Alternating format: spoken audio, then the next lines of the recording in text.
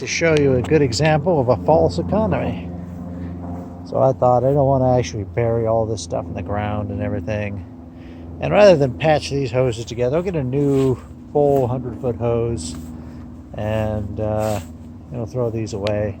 It costs about the same amount. And you think, well, how are you going to get a Romex to 100 feet? And I thought, well, there's a 45-foot section there. You just take the air hose, you blow a string through. Well, that has not been working for whatever reason. If the hose were bigger in diameter, there'd be more surface area, so there'd be more pressure. And that's just not the case here.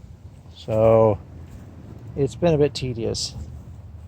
I did have one. Well, you know what it is. Okay, I found this magnet, and unfortunately I can't draw it along because it just hugs the side. But that allows me to mark the progress of my bolt. And then what I have to do is I have to feed the string in with my finger, and then I can apply air pressure. All right.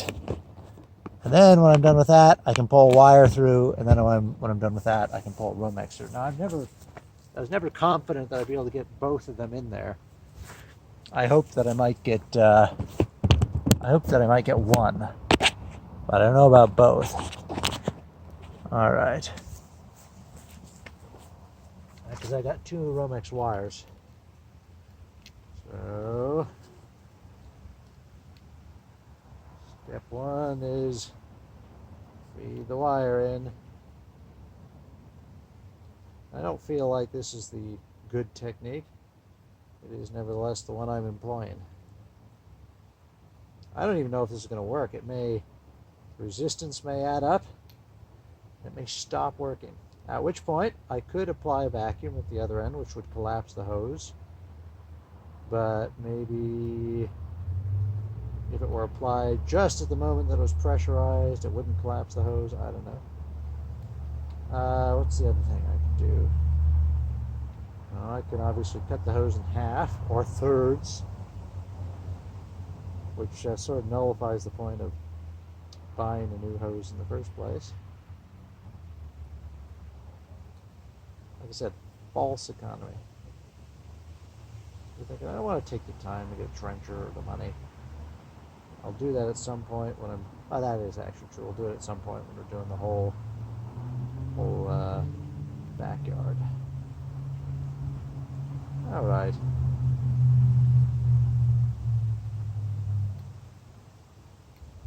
Okay, we'll try that. I could get the other air compressor with more pressure. That might work.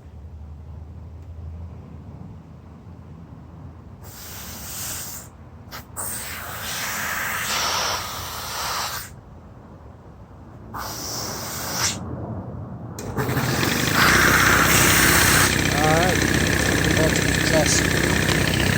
Winner.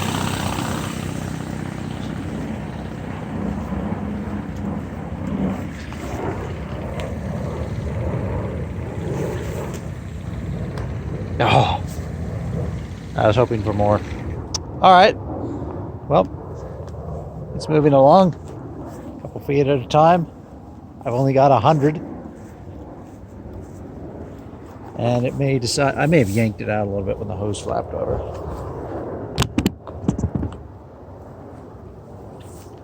I thought, like I said, I could put a sack, I could tie this to a plastic sack, put the hose on and just blow the string and the hose through. And boy, oh boy, was I wrong. Because there's not enough surface area. With this hose 3 times bigger in diameter, I have a lot more pressure. And more than 3 times the pressure against the sack. But as it is, the resistance is higher than the relative pressure. Like I said, I thought I could just kind of get the hose in there, and I wouldn't have full pressure, but the string would just kind of whip through my fingers. I've done that sort of thing. And that was not a success. It was a failure. All right, so what do we got to put there? 2 feet?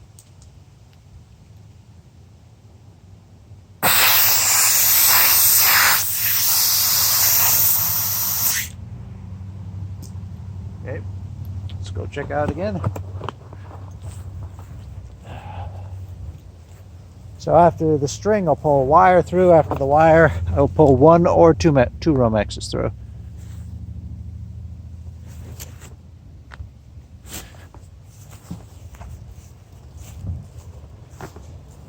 I'd like to get two Romexes.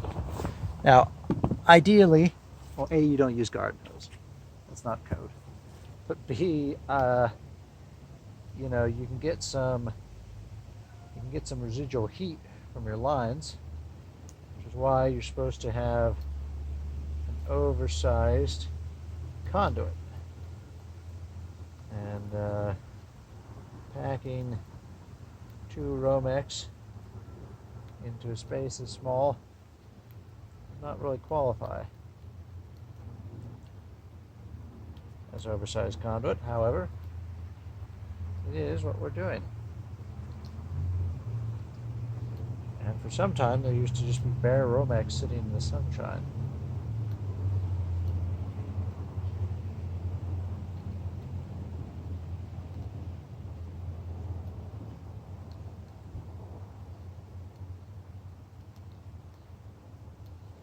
So yeah, almost the limiting factor for this is feeding this dainty little string in. And there might be a quicker way that I'm not thinking of. But I haven't thought of it. So I haven't really stopped to think about it, to be honest. It's kind of working, so I'm just kind of doing it. All right.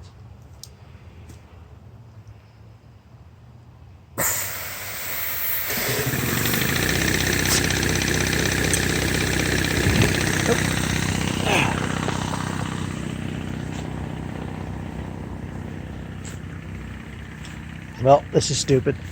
I wouldn't have done this had I realized how difficult it was going to be. But that's what I did. Yeah, really, the only limiting factor at this point seems to be the string. This does seem to be a successful, albeit stupid, technique. So, how can I get that string in there quicker? You're a sewing person. You know all about string. You could probably tell me. Got a big brain. Now, I've got a weak spot in the string halfway through. So don't let me forget. I should pull until I get past that, or I try and feed my main line through.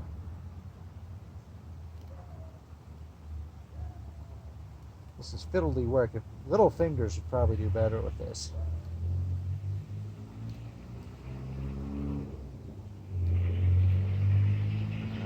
What's a good way to do this? What's a good way to tamp string here?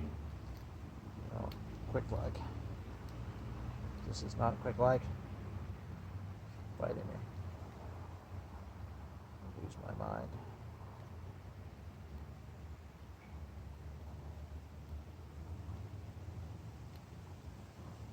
I've gotten a call today, so maybe not going to call till Friday. Or Saturday. Good call now. PG is watching the little man. There we go. What is a good way to do this?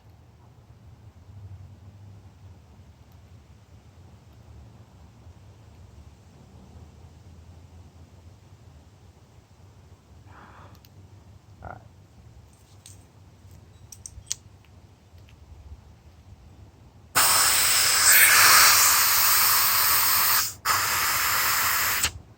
Okay, it is a little satisfying to slide the magnet along every time. I have to admit that. It does make me happy.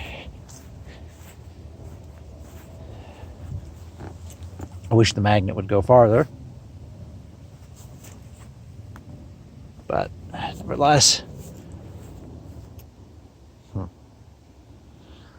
Okay. How long has this been going for? Long enough.